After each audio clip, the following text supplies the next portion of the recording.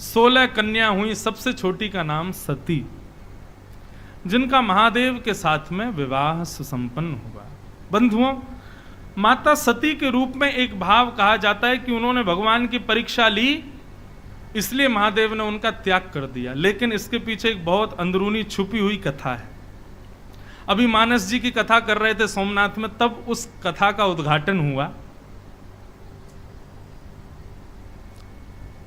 महादेव और नारायण ये एक दूसरे के उपास्य भी हैं और उपासक भी हैं। ये बहुत सुंदर संयोग इस बार हुआ है कि श्रावण और अधिक पुरुषोत्तम मास एक साथ है, हरि और हर।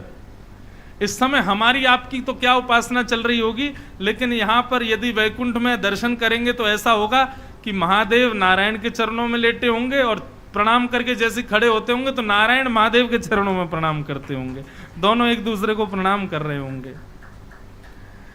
यहां महादेव पंचामृत अभिषेक करते होंगे नारायण का, और फिर नारायण पंचामृत अभिषेक करते होंगे महादेव का। एक दूसरे की उपासना चल रही होगी।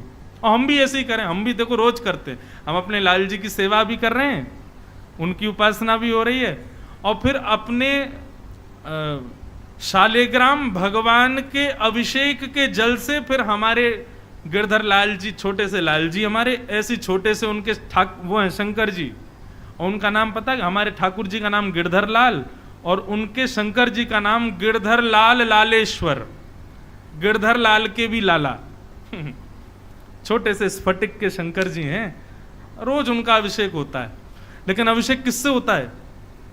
हमारे ठाकुर जी का जिससे स्नान होता है उस जल से शंकर जी का स्नान होता है। गंगा सबसे प्रिय है महादेव को, गंगा को अपने सिर पर धारण करते हैं। क्यों? क्योंकि गंगा नारायण के चरणों से निकली, इसलिए महादेव उससे स्नान करते हैं, उसको अपने सिर पर धारण करते हैं।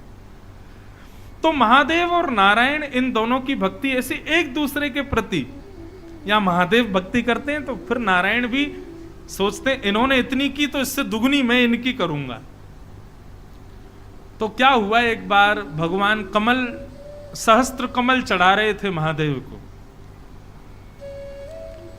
1000 स्वर्ण के कमल, स्वर्ण कमल। अच्छा एक बात बताऊं आपको, महादेव के मंदिर में जब भी जाओ, चाहे विल्लुपत्र चढ़ाओ, पुष्प चढ़ाओ, कोई टोना टोटका नहीं बता रहा हूं मैं एक सामान्य भक्ति भाव बता रहा हूं।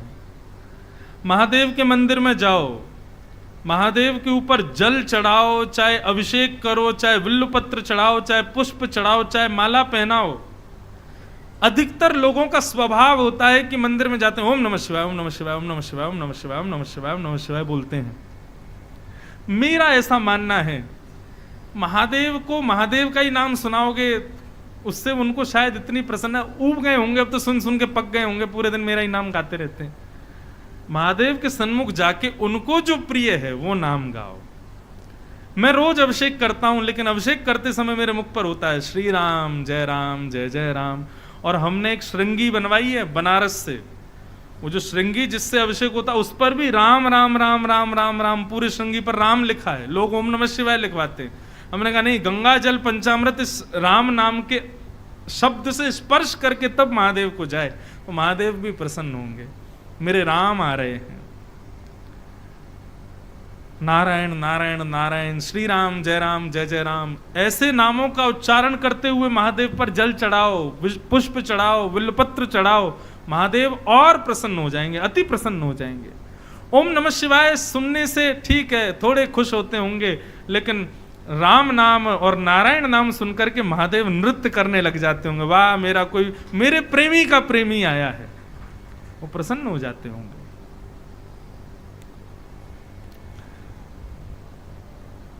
मानस में प्रभु श्री राम कहते हैं, जब रामेश्वरम की स्थापना करते हैं, बालूका से जब शिव जी को बनाते हैं, उसके बाद भगवान कहते हैं शिवद्रोही मम भगत कहावा, सोनर सपने हूँ मोहे न पावा। जो शिव से द्रोह करता है और मेरी उपासना करता है, राम जी कहते हैं, वो नर मुझे स्वप्न में भी नहीं देख पाएगा। और यही बात महादेव कहते हैं, जो राम जी से विद्रोह करता है और मेरी उपासना करता है वो स्वप्न में भी मुझे पा नहीं सकता, मेरी प्राप्ति नहीं कर पाएगा। इसलिए राम जी से द्रोह किया रावण ने। तो भले ही रावण के गुरु जी थे महादेव, लेकिन अपने 11वें रुद्र के रूप में महादेव ही हनुमान जी बनकर के आए और रावण को मारने में कारक बने। क्यों? क्योंकि शिव के उपास्य राम जी से विद्रोह किया रावण ने। इसलिए हनुमान जी महादेव के ही रूप में महादेव का ही रूप है हनुमान जी। अपने शिष्य को मारने आए, बोले भले ही मेरा भगत हो लेकिन मेरे ही इष्ट से ईर्ष्या करता है। तो कथा बंधुओं ऐसे है कि सती का जो प्रसंग है ना, उसके पीछे एक बड़ी अंदरूनी कथा है। कथा ऐसी है कि एक दिन भगवान सहस्त्र स्वर्ण कमल चढ़ा रहे थे महादेव को, और सहस्त्र कमल चढ़ा रहे थे, 999 चढ़ाए। जैसे ही 1000वां कमल उठाने लगे तो महादेव ने एक कमल गायब कर दिया। अब एक कमल नहीं मिला तो नारायण भगवान खोजने लगे, बोले कहां चला गया कमल, मेरी उपासना अधूरी रह जाएगी, आसन से उठ नहीं सकते, आसन सिद्ध है। महादेव बोले अब मजा आएगा, अब पता चले इनका संकल्प पूरा नहीं हो पाएगा, क्योंकि संकल्प कर चुके हैं कि 1000 कमल चढ़ाना है। भगवान ने बहुत देर खोजा, नहीं मिला तो महादेव मुस्कुराने लगे, बोले अब कहो नाथ, संकल्प पूर्ण कैसे होगा आपका? तो नारायण भगवान बोले उपाय है। बोले क्या? विश्व के सब लोग मेरे सर्वांगीण अंगों को कमल का उपमा देते हैं। हस्त कमल, चरण कमल, नेत्र कमल, नासिका कमल, मुख कमल, सब मेरा कमल ही कमल है। तो महादेव को जाकर के हृदय से लगा लिया, बोले मैं खुद ही कमल आपको अर्पित करता हूं, खुद को अर्पित कर रहा हूं। और जैसे ही महादेव को अपने हृदय से लगाया, महादेव भीग गए, नेत्र सजल हो गए। और महादेव ने आज घोषणा कर दी कि शिव का सबसे बड़ा भक्त यदि कोई है तो वो श्रीमन नारायण है, ये चतुर्भुज नारायण है। सबसे बड़े बड़े मेरे भक्त यही हैं। अब ये बात जैसे ही महादेव ने कही तो नारायण भगवान बोलने लगे, बोले अरे आपने हमको बड़ा बता दिया। अब देखो भक्ति में भी बड़ा बताना, ये भी भगवान को कष्ट दे रहा था कि आपने हमको बड़ा क्यों बता, हम भी आपको बड़ा बताएंगे, आप भी हमारे सबसे बड़े भक्त हो। महादेव बोले सिद्ध करके दिखाओ। बोले समय आने तो सिद्ध करेंगे। और सिद्ध कैसे हुआ? जब सती और शंकर जी दोनों राम कथा सुनकर के निकले तो वन में विचरण करते हुए जा रहे थे, तभी राम और लक्ष्मण दोनों सीता जी के विरह से आतुर करते हुए घूम रहे थे। और दूर से ही जैसे ही महादेव ने देखा, राम जी को तुरंत दंडवत प्रणाम किया। सती को बोला प्रणाम करो। बोले क्यों, ये कौन है? ये बोले वही है जिनकी कथा हम सुन के आ रहे हैं, सीता जी का हरण कर लिया है रावण ने, उनको खोज रहे हैं, जल्दी प्रणाम करो, ये वही जा रहे हैं। तो सती कथा तो सुनकर के आई थी, लेकिन दर्शन करने में उसको विश्वास नहीं हो रहा है कि ये भगवान है। अब ये कथा तो हम सबको पता है, लेकिन इसके पीछे अंदरूनी भाव है, कुछ अंत में पता चलेगा। सती को लगा कि ये भगवान नहीं हो सकते। अरे भगवान तो निर्विकार निरीह हैं, निर्विकल्प हैं, उनको मोह नहीं हो सकता, ये पत्नी के मोह में रो रहे हैं, ये भगवान कैसे हो सकते हैं? तो उनकी परीक्षा लेने के लिए सती सीता जी का रूप धारण करके गई और कुछ नहीं किया, बस राम जी के आगे आगे चलने लगी। लक्ष्मण जी और राम जी दोनों ने जब सती को देखा, सीता जी का रूप धारण करके गई थी, लेकिन जैसे ही सती ने पीछे मुड़ के देखा तो राम जी हाथ जोड़ के खड़े थे और प्रणाम करते हुए बोले मां अकेली आई हो, महादेव नहीं आए साथ में। अब तो सती घबराई, बोले कि मैं तो सीता का रूप धारण कर, इन्होंने पहचान लिया मुझको। तुरंत भागी वहां से, दौड़ करके महादेव के पास गई। महादेव बोली क्या हुआ? बोले नहीं, मैं तो दूर से दर्शन में आनंद नहीं आया, पास से देखने गई थी भगवान को कैसे दिख रहे हैं। परंतु महादेव तो जानते हैं क्या हुआ है। महादेव जब लौट करके आए तो बंधुओं सती इतनी प्रिय है भगवान महादेव को कि भगवान शिव अपने गलों में मुंडों की माला भी जो धारण करते हैं ना, एक बार पार्वती ने क्रोध करके पूछ लिया मुंड माला किसकी पहनते हो? तो भगवान महादेव ने स्पष्ट कर दिया, बोले हम तो अमर हैं, परंतु हर बार कुछ समय के बाद आपको जाना पड़ता है, तो आप जब चली जाती हैं तब आपके मुंडों को ही हम अपनी माला में पहन लेते हैं और सदैव अपने हृदय से लगा करके, इतनी प्रिय है सती। वही सती पार्वती बन के आई, वही हर कल्प में नए नए रूप धारण करके सती ही आती हैं भगवान के पास। इतनी प्रिय है सती, कभी अपने से अलग नहीं करते सती को। लेकिन आज भगवान की सेवा में परीक्षा ली सती ने, तो महादेव जो आसन सदैव अपने बगल में लगाते थे, वो आसन बगल से हटा करके आज सामने लगाया, त्याग कर दिया सती का। और जैसे ही आसन सन्मुख लगाया, सती समझ गई कि मेरा त्याग हो गया है।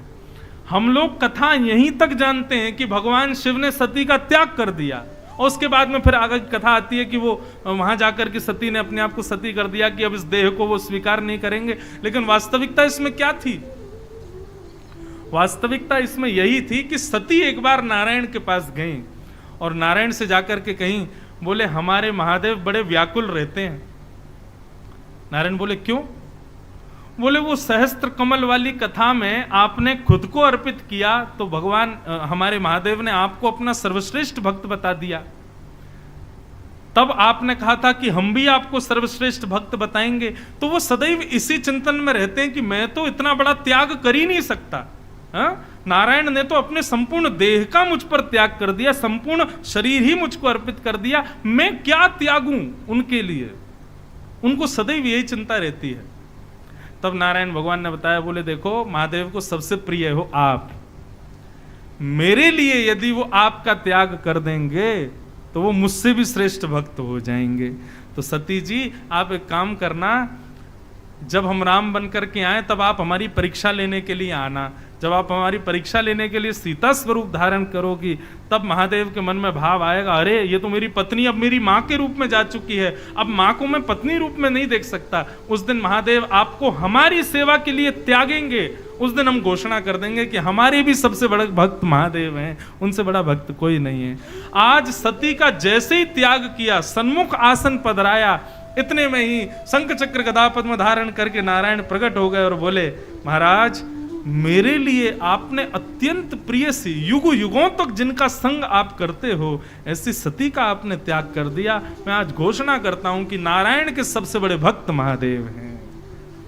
और इस लीला को, इस महादेव के विषाद को पूर्ण कराने में सहायक कौन बनी? सती।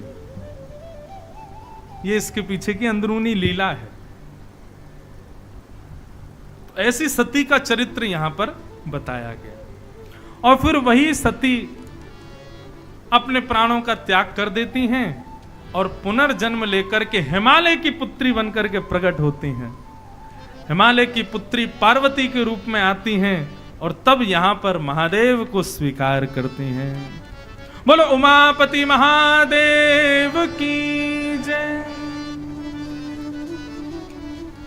नमामि शमीशान निर्वाण रूपं विभुं व्यापकं ब्रह्म वेद स्वरूपं नमामि शमीशान। श्रावण मास है, गंगा जी का तट है और ये ऋषिकेश की भूमि है। महादेव को याद करो। नमामि शमीशान निर्वाण रूपं विभुं व्यापकं ब्रह्म वेद स्वरूपं नमामि शमीशान।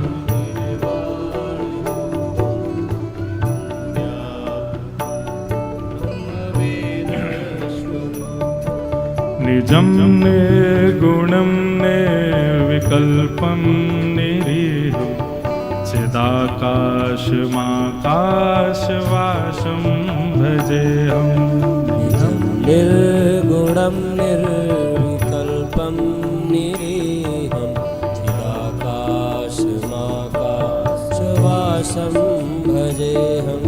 निराकारमोङ्कारमूलं तुरीयं गिराज्ञानगोतीतमीशं गिरीशं करालं महाकालकालं कृपालं संसार पारं नतो नमामि शमीशान निर्वाण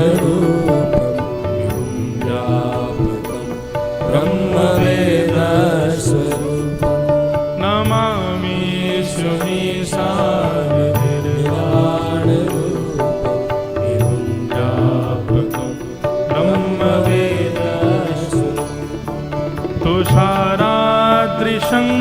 तुषाराद्रिशङ्काशगौरं गम्भीरं मनोभूतकोटिप्रभाश्रीशरीरं स्फुरन्मौलिकल्लोलिनी चारुगङ्गा लसत्फालबालेन्दु कण्ठे भुजङ्गा नमामि शमीशान निर्वाण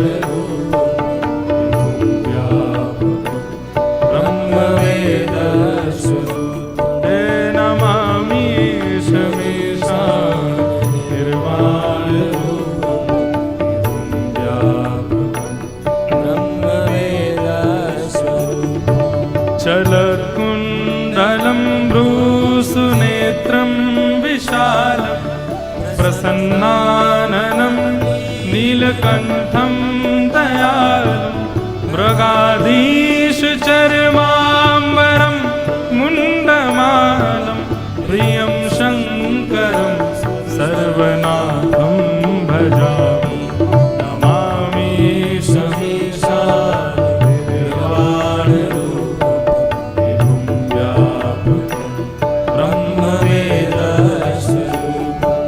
नमामि शमीशान निर्वाण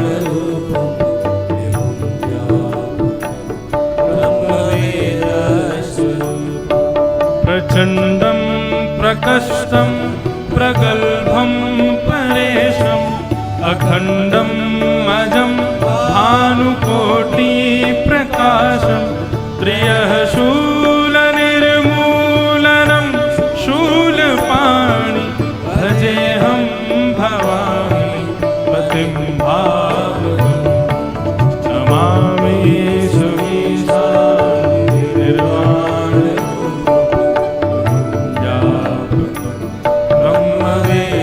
ब्रह्मवेदस्वरूपं नमामि शमीशान निर्वाण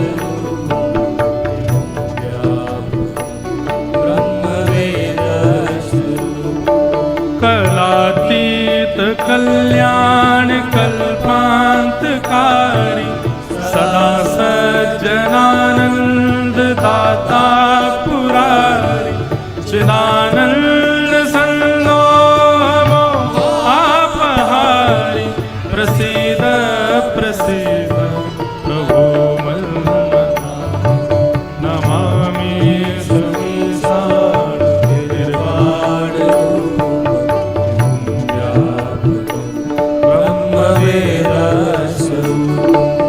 नमामि शमीशान निर्वाण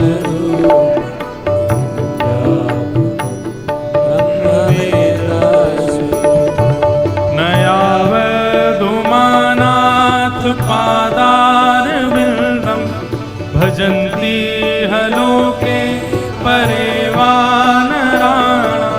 न तावत् सुखं शान्ति संतापनाशं प्रसीद प्रभो सर्वभूतादिवासं नमामि शमीशान निर्वाण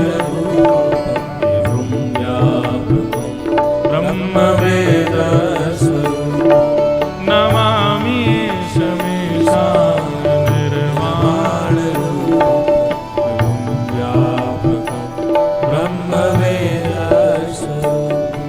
न जानामि योगं जपं नैव पूजा न तोऽहं सदा सर्वदा शम्भुतुभ्यं जराजन्म दुःखोद्यताताप्यमानं प्रभो पाहि यावन् नमामि नमामि शमीशान निर्वाण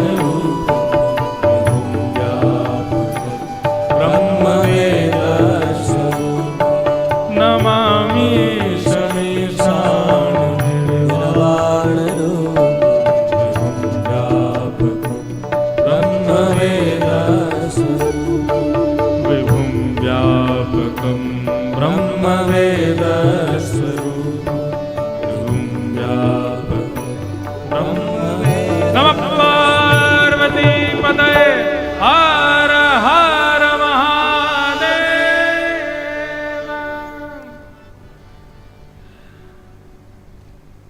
ऋषिकेश में कई बार आना हुआ है मेरा।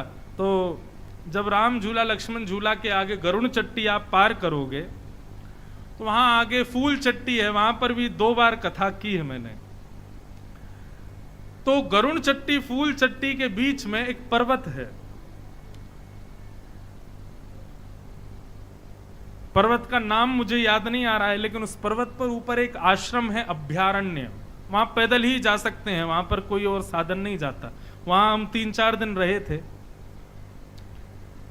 तो अभ्यारण्य जो है वो जिस पर्वत पर विराजमान है, उस पर्वत श्रृंखला को भूतांचल बोलते जाने, ऐसे करके कुछ नाम है उस पर्वत का। हमने पूछा भैया इसका नाम भूतांचल क्यों है, और वहां एक झरना भी है। तो यहाँ के लोगों ने बताया, बोले महाराज ये जो ऋषिकेश के जितने भी पर्वत हैं ना, जब महादेव हिमालय पर विवाह के लिए पधार रहे थे पार्वती जी के साथ, तो अपनी सब बारात के साथ चल करके आ रहे थे। कहां से आ रहे थे? अब कैलाश से आ रहे थे, जाने काशी से आ रहे, जहां से काशी से आ रहे थे। तो जब ऋषिकेश पहुंचे तो यहाँ के पर्वतों पर सारी बारात ने बैठ करके थोड़ी देर विश्राम किया, और यहाँ जो थोड़े बहुत झरने हैं वहां से पानी पिया। तो ये एक विशेष प्रकार से सारे भूत यहीं रहे थे इन्हीं पर्वतों पर, और यहाँ रह करके उन्होंने स्नान ध्यान और भोजन पानी आदि सब किया था। तो 3-4 दिन तक बारात यहीं रुकी थी ऋषिकेश में महादेव की। उसके बाद आगे ऊपर हिमालय पर प्रस्थान किए थे। तो 2, 4, 5 यदि रह गए हों तो कभी कभी दिख जाते हैं रात में किसी को बारात के लोग। तो इसलिए रात्रि में ज्यादा घूमिएगा मत ऋषिकेश में। कहीं एक आध कोई बाराती मिल गया तो कहो, आपसे पूछे बारात गई थी आपने देखी, मुझे भी ले चलो, आप भी चलो संग में। तो इसलिए ये सब विनोद की बात है। लेकिन वहां उस पर्वत की यही कथा थी। हमको पहले 2 दिन तो हम लोग रात में घूम रहे थे 1-1, 2-2 बजे तक। जब हमको कथा सुनाई तो हम 10 बजे ही सो जाते थे कि यहाँ बाहर निकलना उचित नहीं है। और फिर 2 दिन तक हम एक झरने में नहा रहे थे। तो हमने वहां एक व्यक्ति से पूछा, मैंने इस झरने की विशेषता क्या? बोले महादेव की जब बारात रुकी तो भूतों ने इसमें पानी पिया था। मैंने कहा हम 2 दिन से नहा रहे थे भैया इसमें। तो इसलिए यहाँ पर गंगा जी को छोड़ बाकी सब स्थानों को प्रणाम मात्र ही करना, स्नान आदि सब झरना वरना पानी मत पीना यहाँ पे, हम वहीं स्नान करना सब। तो ऐसा अद्भुत महादेव का प्रसंग